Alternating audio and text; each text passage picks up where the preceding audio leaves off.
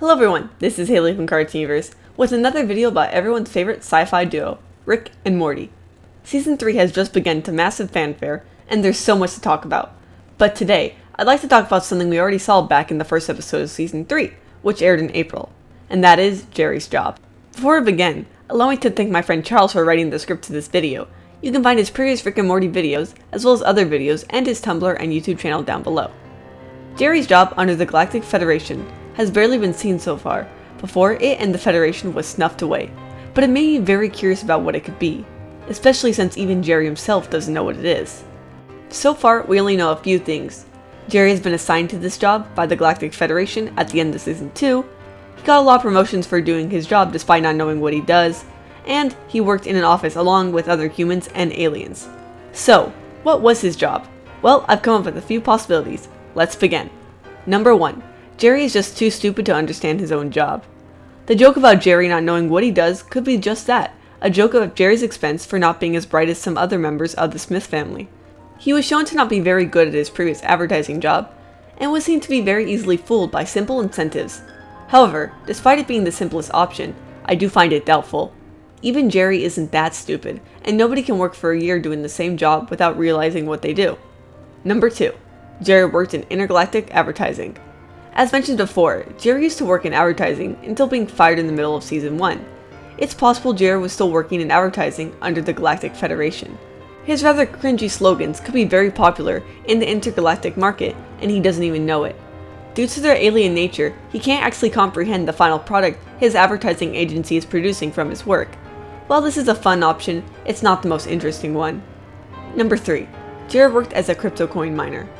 Probably the most difficult to understand out of all these options, crypto coin mining is a process in which lots of different users do tiny accounting jobs while all together managing and maintaining a digital currency, or crypto coin.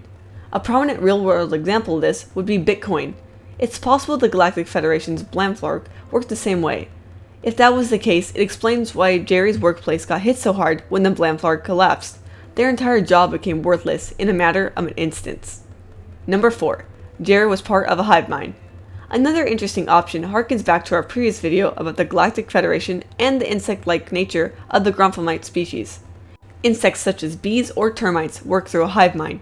In a hive mind, each individual member of the colony works in tandem with everyone else on one massive project, like a beehive or a termite nest.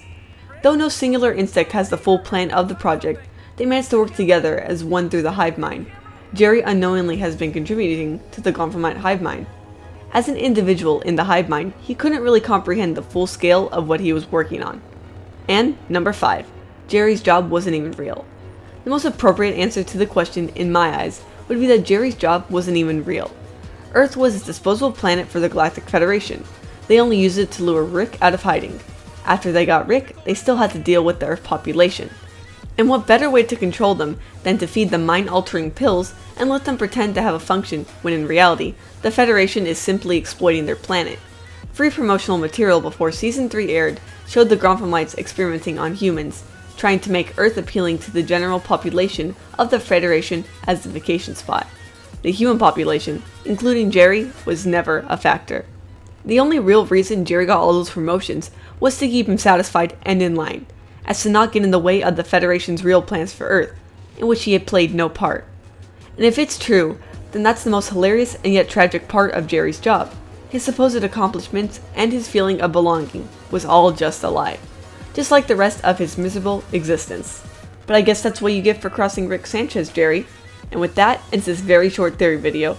Make sure to subscribe and click the notification button to stay updated on all the latest Rick and Morty theory videos, as well as our other videos. And thank you Patreon supporters as always. Once more, here's a huge shout out to Charles who wrote this theory, and thank you guys for watching.